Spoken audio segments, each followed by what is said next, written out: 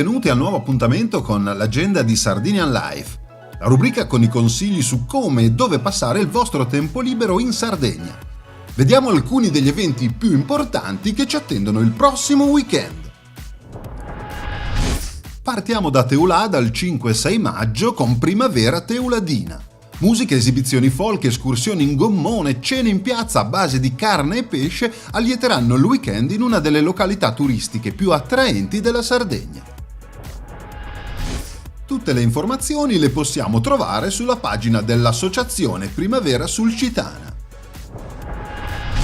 Il 5-6 maggio Nuleid e Manos Bonas, 2 giorni di festa nule nel cuore del Goceano tra sapori, colori, tradizioni e folklore. Domenica grande evento con la sfilata delle più belle maschere della tradizione sarda. Scorrendo tra i post sulla pagina della manifestazione troviamo il programma completo.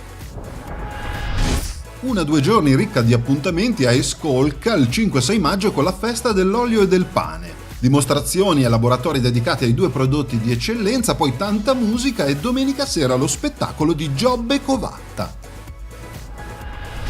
Per maggiori informazioni basta andare sulla pagina della Proloco di Escolca e cliccare sul post dell'evento.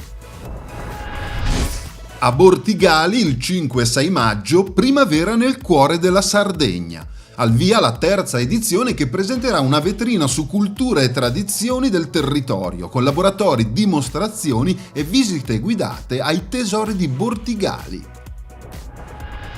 Sulla pagina dell'evento abbiamo a portata di clic tutti gli appuntamenti.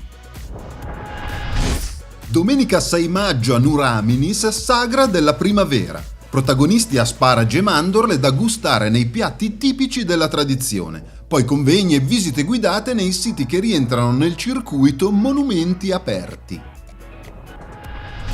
Tutte le notizie utili le troviamo nell'evento postato sulla pagina della Proloco di Nuraminis. Ad Arbus il 6 maggio, giornata dedicata alla Sagra del Cinghiale.